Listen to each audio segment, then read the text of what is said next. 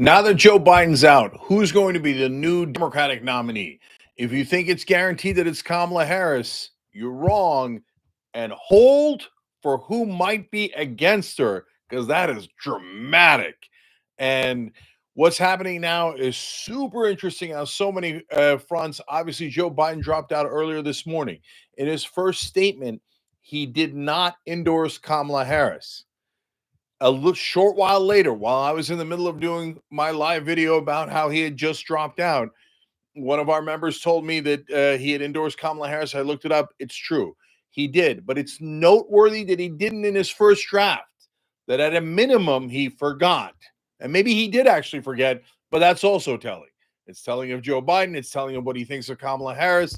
He had to put out a second statement to confirm that. Now, that's to be expected. And in fact, in the first video, I told you guys what I most would have expected and the best we could hope for is that he would endorse Kamala Harris, but say we should have an open process. Well, a Democratic president is saying that. Another Democratic president is saying, don't do that. The Democratic presidents are split. There's three different ones, obviously. Well, there's four, but Jimmy Carter's in a hospice. So Clinton, Obama, Biden are all split on this. Nancy Pelosi is on one of their sides, but not the other two. I've never seen a split in Democratic leadership like this. And on the most important issue, who should be the new nominee? And remember, there's two camps here. One is the anoint Kamala Harris and shut up camp. And that camp right now is leading. I'm going to tell you why they're leading, but why it's not nearly a foregone conclusion. And the guy that'll make a difference in just a minute. Okay. The second camp is not, oh, I want it to be Governor Whitmer or Governor Newsom or Governor Bashir or anything like that. No, the second camp is open convention, let the strongest candidate win. The open convention is very normal. We've done it for hundreds of years. The delegates decide, as they always have until 1972. And Kamala Harris would be the favorite there. And she's part of the Biden-Harris ticket. She's the vice president. If she can't collect the most delegates, that means she's definitely not the strongest candidate. And she's not very good at this.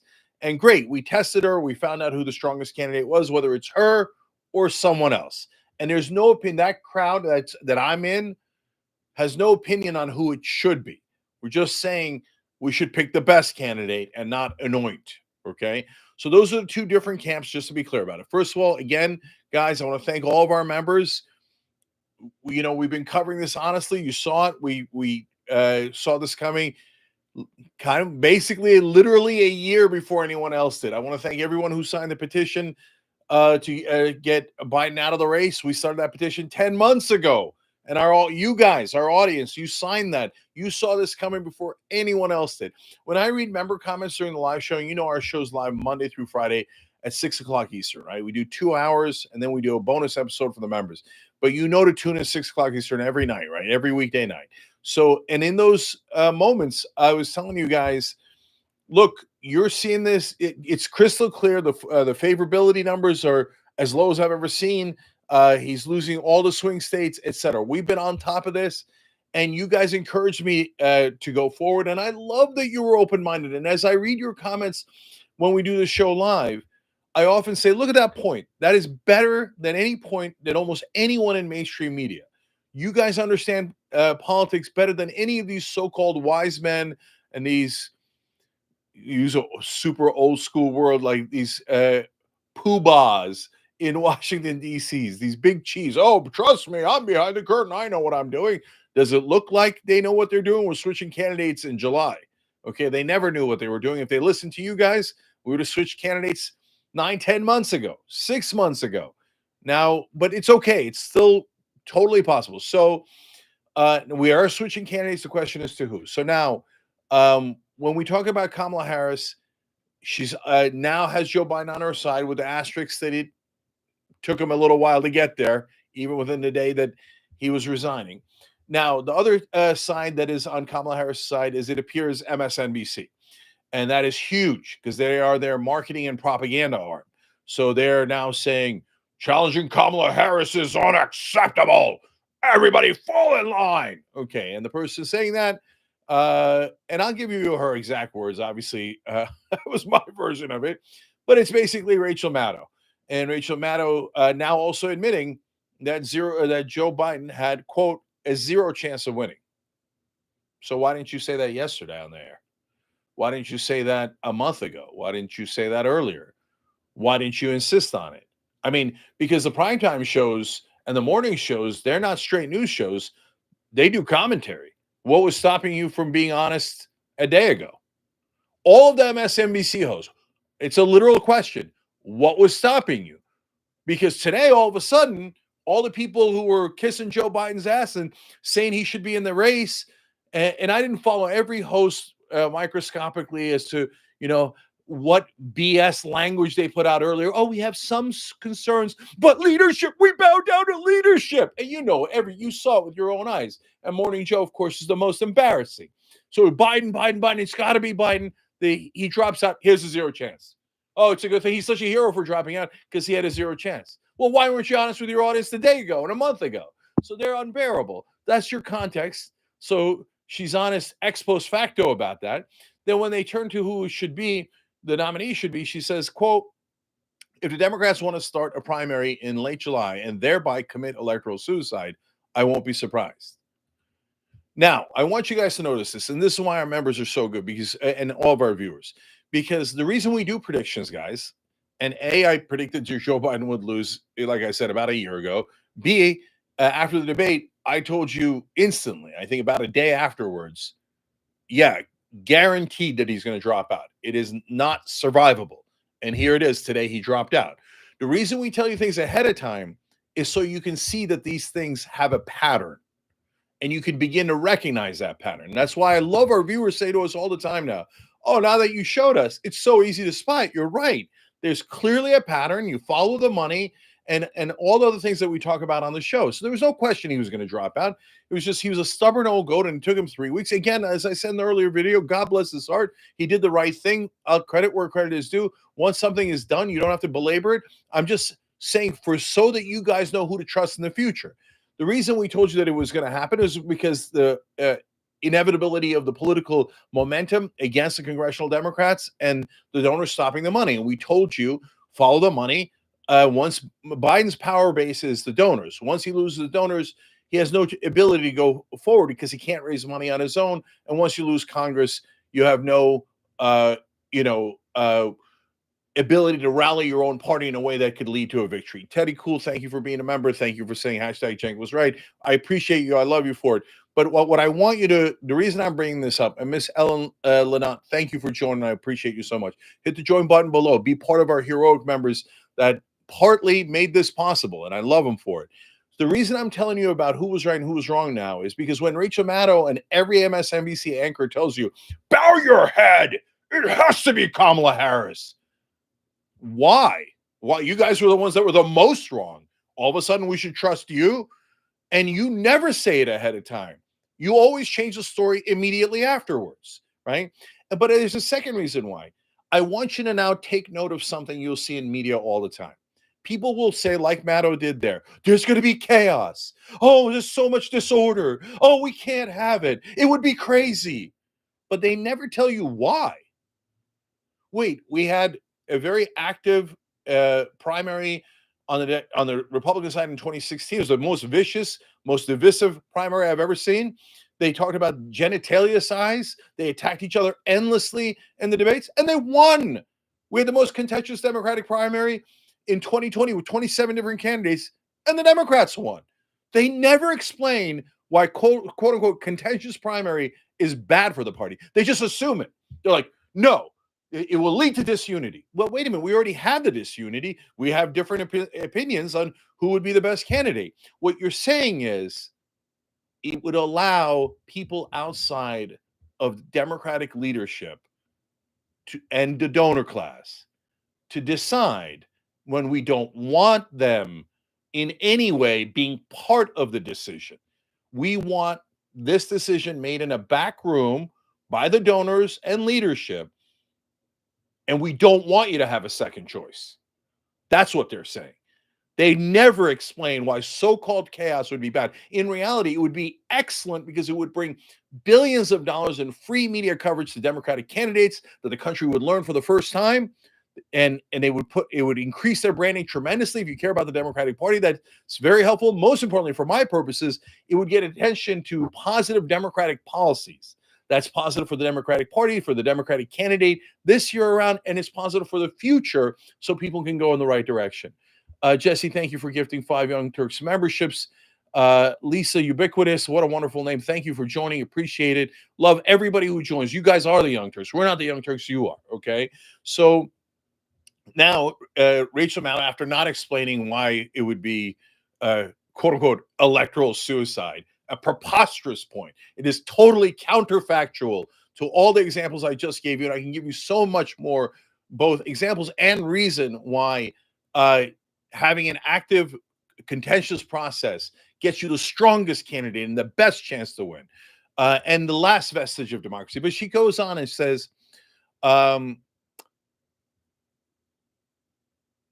Vice President Harris is going to be at the top of the ticket. She just announces it. And what this is going to mean for Joe Biden, I mean, by running with Barack Obama in 2008 and then serving ably as his vice president for 2 terms, he's part of the history of the first black president in this country. And what Joe Biden did today is going to get us the first black woman president in the country. Kamala Harris is going to be Donald Trump, and he's going to have been the man responsible for that than anybody else in the country, et cetera, et cetera. So what she's saying is she's a black woman, so shut up. No, I don't agree. That doesn't mean I don't love black women. Okay. This is a preposterous, and it's really a thuggish argument.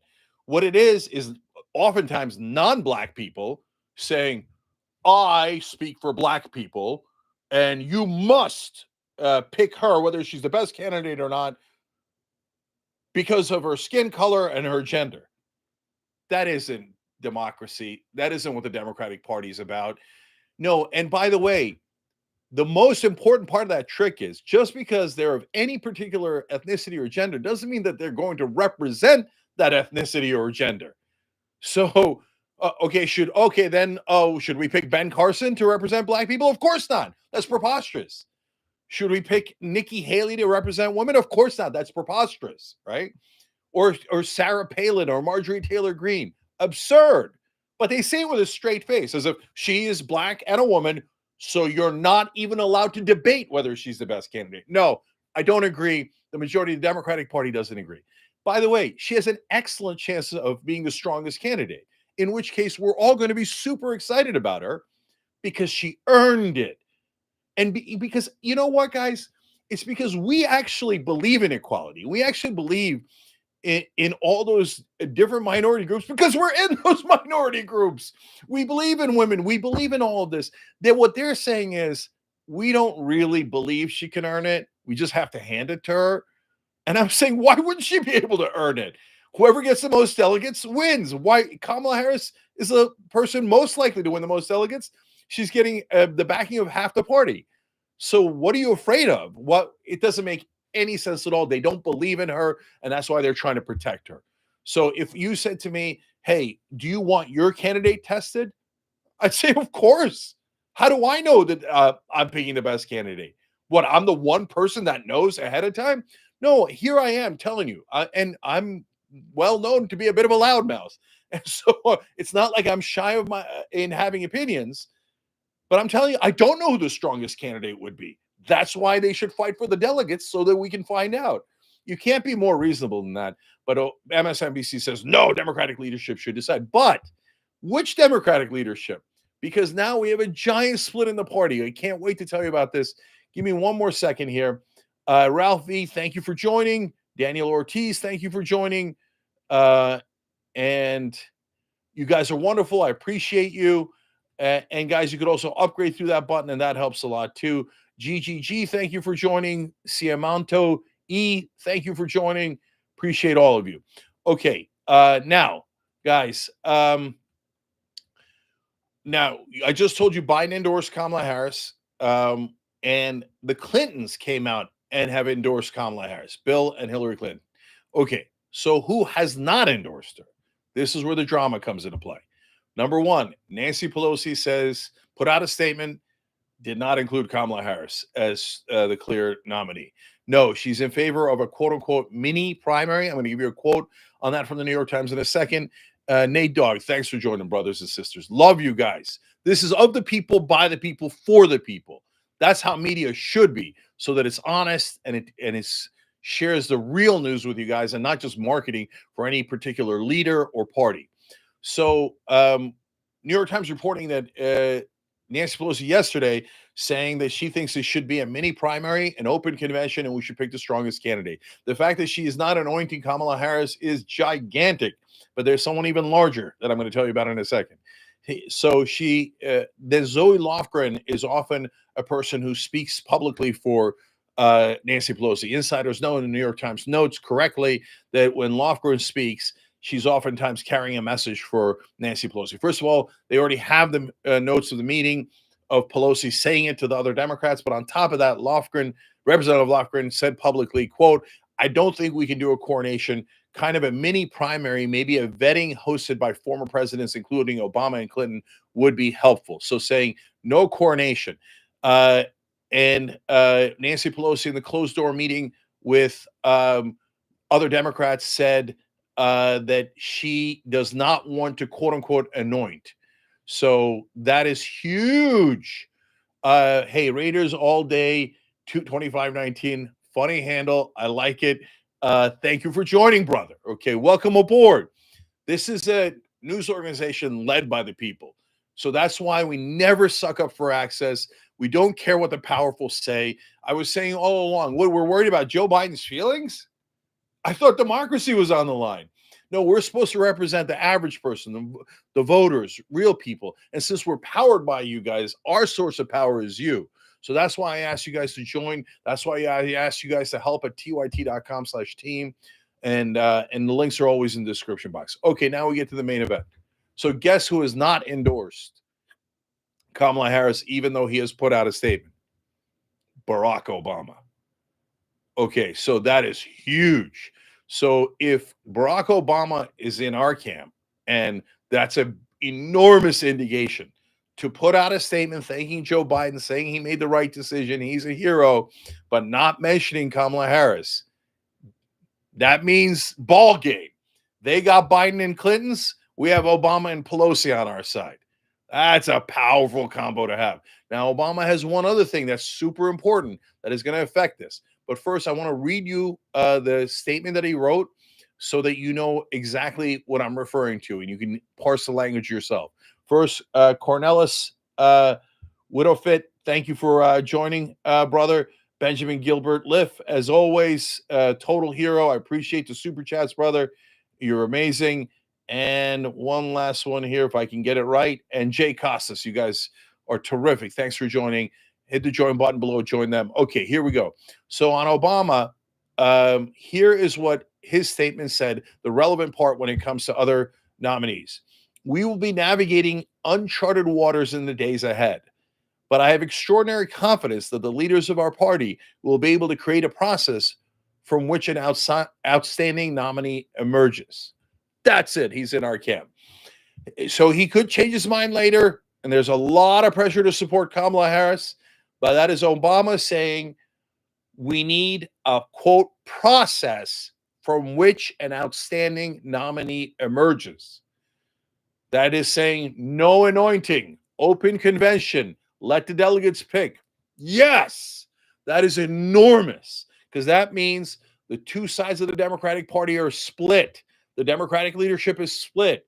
So you never know. The force of Kamala Harris might surge.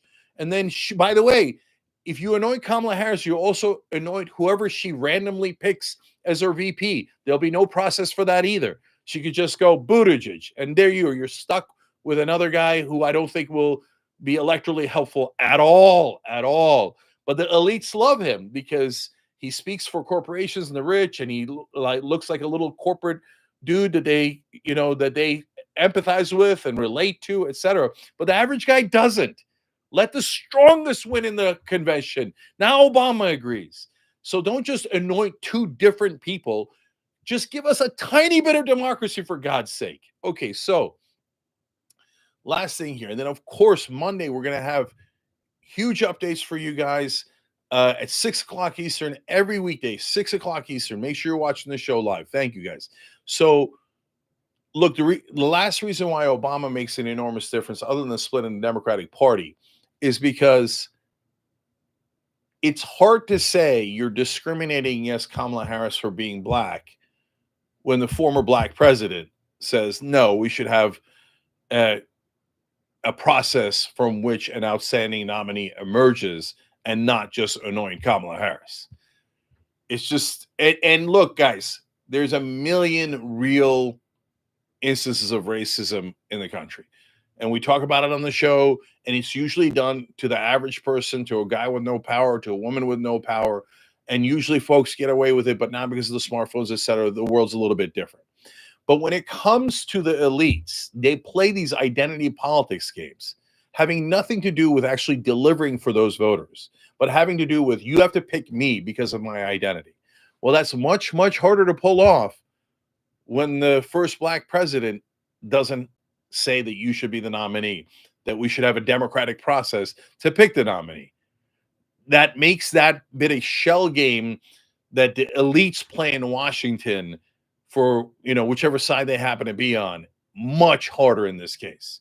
So ball game, hashtag open convention, hashtag dream ticket, put together your dream ticket, whoever the two best candidates you think are. Let's look at them in social media. Let's make our decisions. So one more time, first, let me shout out to you guys, and then I'll do the last shout out to Biden and the rest. So David Druzik, thank you, brother, for being a Young Turks member. And I don't know if I can see these guys from that just put in. I can't. The system's not letting me. But for all of you who just joined and who gave super chats, love you. Thank you. So, by the way, tyt.com/open convention. Sign the petition. We'll put the link down below. Selçuk Altan Atasoy. Hoş geldin abi. Calvin says we demand a convention. Well, by combat. Hulk Hogan? Question mark. No, not by combat. By political, rhetorical combat. And guys, whoever wins that, it's going to be so exciting. You're going to have a beautiful new ticket, and we could easily beat Trump. So, all right, now more folks have come in. I appreciate you guys. So, all right, I can't get to. All right, so super last thing is, hey, credit where credit is due. Doing the right thing by the end makes a difference. So, thank you to Joe Biden for dropping out. Yeah, it wasn't great timing. Obviously, he hung on too long, etc. But when someone does the right thing, take the win, guys. Take the win. So thank you, Joe Biden. Thank you, Barack Obama and Nancy Pelosi. Wow, I can't believe I'm saying that sentence, especially about Nancy Pelosi. But they are on the right side of this. Thank you for being open-minded, for letting us use the last vestige of democracy, which is an open convention, and not anointing like Democratic leaders in the past have. Please stay strong. Do not get bullied into being Kamala Harris. If she earns it at the convention, we all love her and we back her, okay? But right now, there's no reason. She has not gone through a process. Listen to President Barack Obama. Whether you're a Democratic, progressive or someone in the, whatever version of Democrat you want to use. Let's be polite and say mainstream Democrat, okay? Here's President Obama, the person you cherish most, saying, have an open process. Please listen to him, okay? And run DNC, run the process, okay? Run DNC. That's at shoptyt.com. All the links are down below. I love you guys. Amazing, historic day. I might do more live videos, but if not, I'll see you Monday at 6 o'clock Eastern.